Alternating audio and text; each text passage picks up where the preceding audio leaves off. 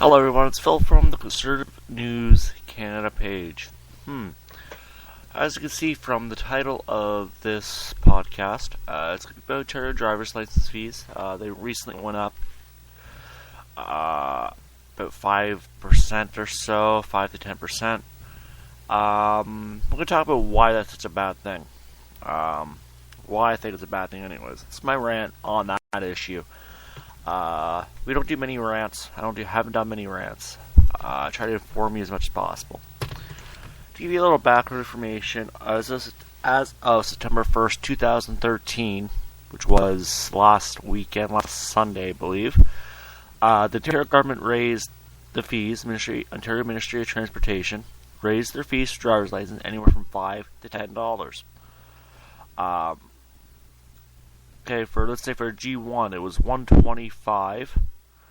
It went up to $145, so it went up $20 in total. The knowledge test went up $5.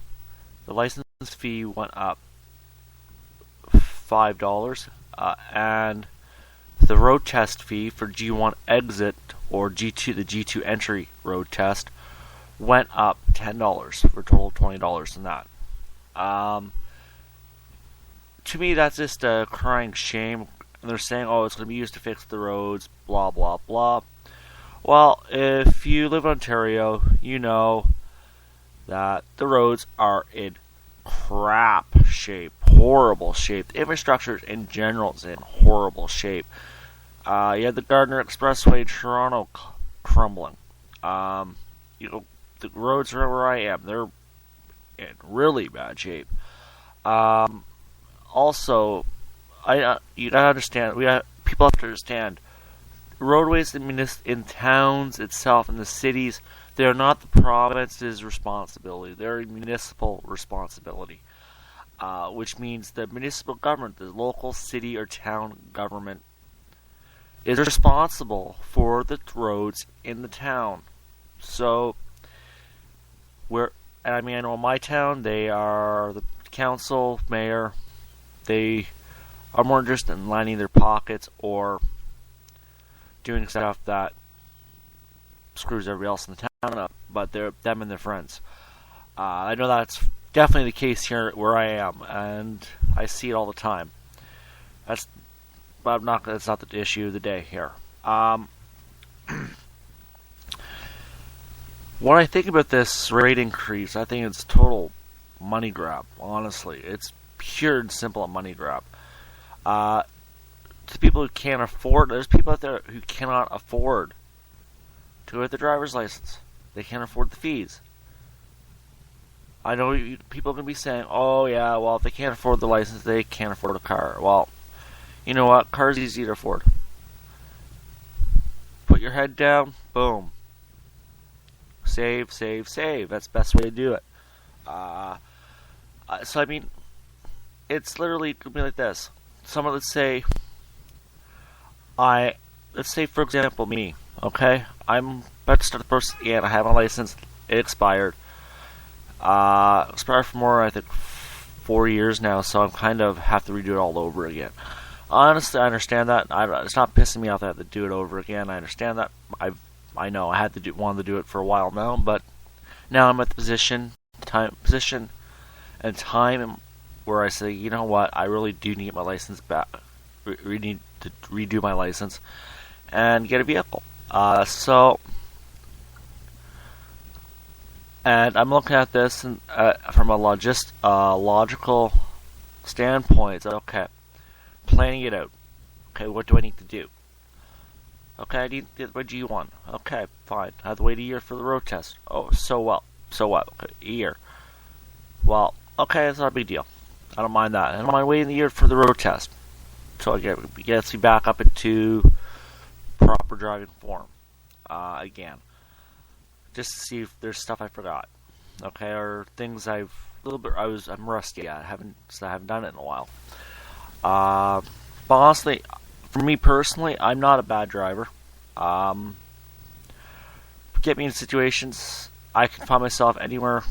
I'm comfortable driving downtown Toronto during rush hour. So for me, heavy traffic is not an issue.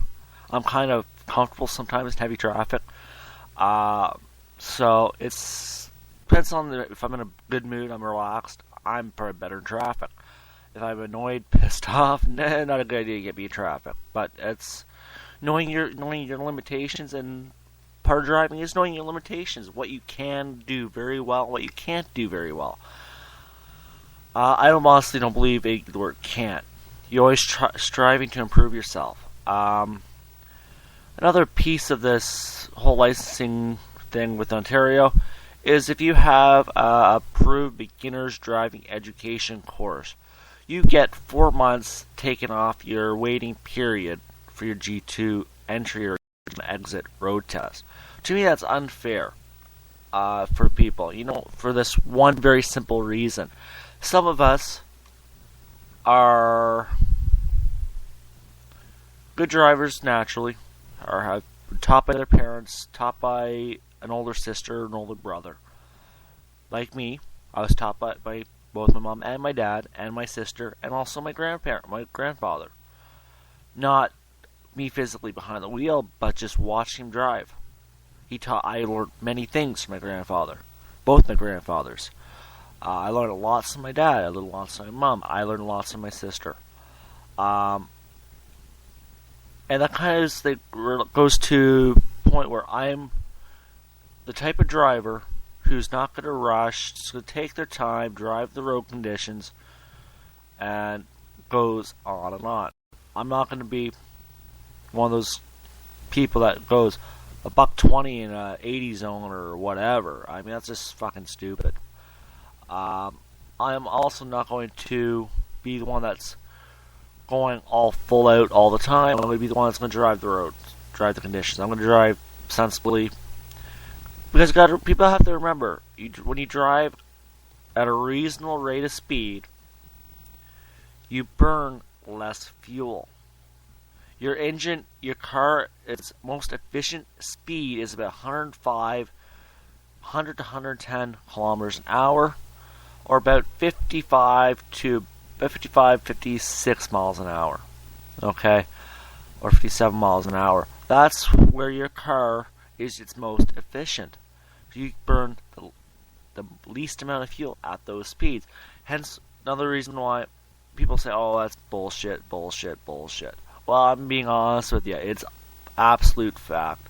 Being an engine guy, I can tell you this. Engines have a peak performance zone for RPM, for speed, all that. Everything, if you're running at a certain speed, going down the road at a certain speed, you have the airflow coming in, the right amount of airflow coming in, being forced into the engine, in the forced air type system, into the front of the car, cooling it, all that. Everything is balanced, boom.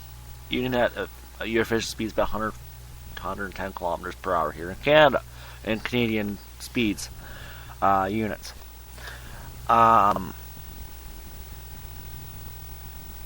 But honestly, with the driver's license fees, they're just a joke.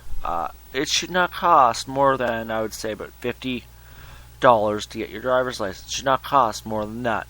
That includes your knowledge test and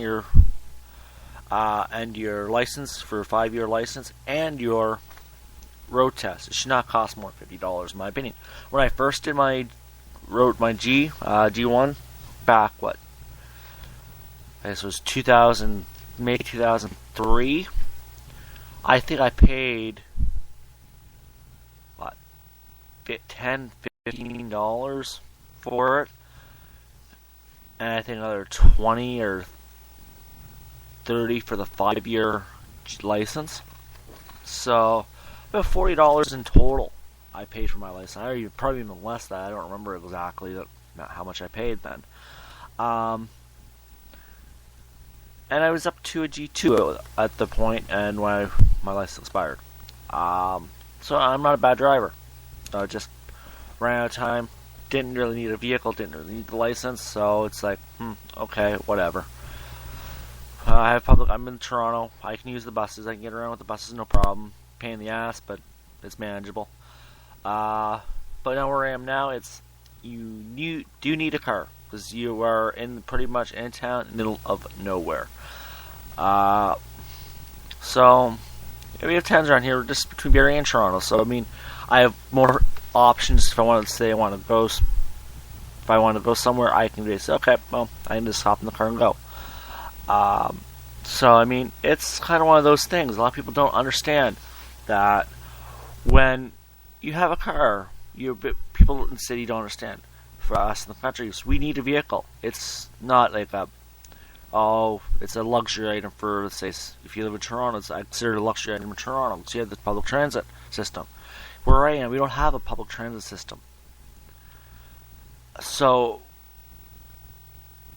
for me to get to Barrie or to Toronto or wherever, I have a hard time getting to those areas where I am. I have to go, literally, for me, I would have to go to Barrie to take the bus to go to Toronto. Or go to Newmarket, the other bus, or Bradford, to go to Toronto.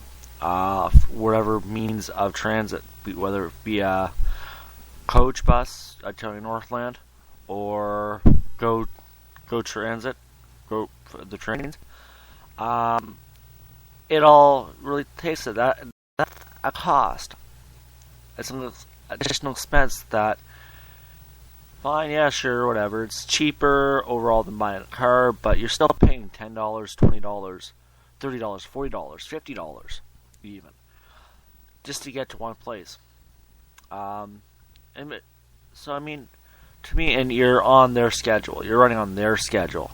So a car actually allows people to work on their schedule, do things on their time frame. Good thing about Toronto, it's the buses usually run anything 6 to 30 minutes to 45 minutes. Depends on the route and time of day.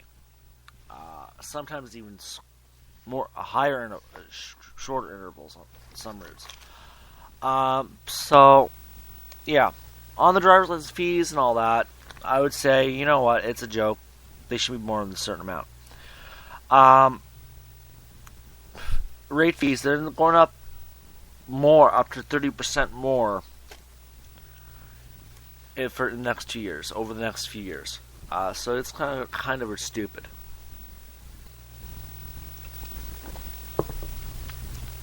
But yeah, it's like a lot of times, like driving wise, or licensing fees with government, especially Ontario government under Dalton McGuinty and Catherine Wynne, we got screwed, shafted, left, right, and center.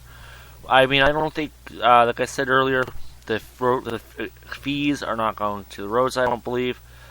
I personally think they're going to the green energy program, the wind turbines, the gas plant fiasco mess, e-health, and all that. They're going to pay down the debt. They're raising to pay down the provincial debt. These fees are not for that. These are for roadways, the Highway Traffic Act, all that. They're not for used for anything else but that, in my opinion. Well, they shouldn't be used for anything else but highways and roads and roadway infrastructure. A lot of the infrastructure related to the roadways, highway. So I mean, yeah, it's kind of ridiculous and idiotic, in my opinion.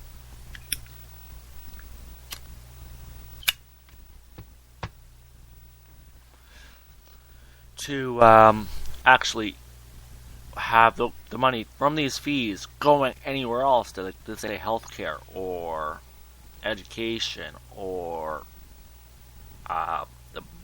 wherever else, for other departments, and for provincial government, Ministry of Natural Resources. Okay, you know what? Honestly, I could see some of it going to MNR, Ministry of Natural Resources. Honestly, I don't have an issue with that. Really, so much of an issue if it goes to MNR. But as long as it's for transportation related. So going on this, like, it's the driver's license fees, Ontario Rant is the topic. But what's another area of, let's see, grave and annoyance to people of Ontario? Car insurance, the worst. They're a bunch of greedy little buggers, if you ask me. It should not cost a driver more than, let's say, $1,500 a year to insure a brand new Mazda 3, 2013 Mazda 3. Okay? I mean, no way in hell it should cost $2,800 to $4,500 to insure a Mazda 3, a brand new Mazda 3. I mean, it's ridiculous.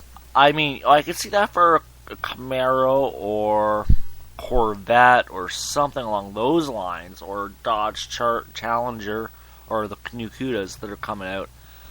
But for a Mazda 3, a little small little 4-cylinder sedan has 155 horsepower, $3,400 for insurance as a quote. The lowest I've seen is about $1,200. Yeah, that's reasonable. Very reasonable. $1,200 is like, okay, I can live with that. Honestly, right now, when I'm looking at insurance, it's like, for Mazda 3, 2013 Mazda 3, quoted out, the highest I would be willing to pay for the year would be about $1,900 to $2,000 a year. I think that's fair, reasonable. I don't care regardless of skill level and all that. You're penalized if you're not an experienced driver. I mean, personally, I could care less how much experience a guy has if he shouldn't be punished for what others have done in the past. So, what other people have happened in the past. That's why I always say insurance, it should be a flat rate. Base insurance should be flat. And it's like $2 or $3 for whatever. $5 depends on the kind. $5 to $50, depending on the vehicle, the class of the vehicle, or more, depends on the vehicle. Again, your base insurance includes the highest level. You can get collision, you can get fire, all that stuff. I mean, it goes so you should be paying more than $75, $80. Depends on your options. How many options you get? That's reasonable for a car. Any car in the Mazda 3 class, the subcompact or compact class of cars. I mean, a Honda Civic to me should be a bit more, but it's in that class, so I'm not going to argue about that. But yeah, people don't understand that, and I mean, don't get it. They want lower insurance rates, but the insurance companies are all about one thing: money, making money, screwing people over. That's what they do best. So anybody's an insurance broker, I can make a proposal to you. I'll take you when I'm ready to buy, ready to get insurance. We'll take you for a little drive, and you base your rates on what you deem as risk, which you're going to find is going to be very low risk with me, because I'm one of those guys that knows how to avoid accidents. Do I have a driver's education program, basic drivers? No. Do I want it? No. I had enough of it through family. So I shouldn't be penalized for not taking that course. And that's another thing about insurance. If you don't take that course, you basically get ripped off. So it's kind of stupid. You need to get good insurance rates. Boom. Okay, you get screwed if you don't have a basic BDE, basic driver education. So I mean, that's to me, that's stupid. I think the graduate licensing here in Ontario, it works for the younger drivers, for the drivers under 20, for drivers 21 and under. But it doesn't make any sense for the drivers who are more mature, in their mid-20s, that are getting screwed. Because they're more responsible. As you get older, you get more responsible. In most cases. But for somebody like me who knows how to handle a car, how to handle certain situations, hit loose gravel, do you hit the brakes or not? You do not hit your brakes. Stuff like that. You basically just drive through, hold the wheel steady, and reduce speed, get back on the roads, and accelerate again. Add power again. As simple as that. Blow out. You have a front tire blow. What do? Same basic principle. Hold it steady, hold the wheel straight, slowly edge your way onto the shoulder or the side of the road. Simple as that. Rear wheel, same thing pretty much. Hold it steady, keep it where you want it pointed. Boom. Don't hit the brake. Never hit the brakes hard or at all if possible. Just slowly slow your car down. Stuff like that. It's not really taught in driver's education now. From what I hear, they don't teach it there. It's like, I'm like, really? Because I know a friend of mine had this. Here's the story. A friend of mine just got a car. I'm not going to say the model of the car or whatever. But they were driving down this back road. Loose gravel in a couple spots. So she hit the loose gravel. This person hit the loose gravel. They panicked, hit the brakes, flipped their car. They were shaken up, and they're okay. Thankfully, they're okay. The car's not important. They were talking to them after it happened. And said, well, I asked her what exactly happened. I said, I hit a patch of gravel. I said, let me guess, you hit the brakes. Was one of those things like the person just looks sheepishly down, and when I said, yeah. It's like, and they were wondering, it's like, how do you know that? What I did, it's just how it is.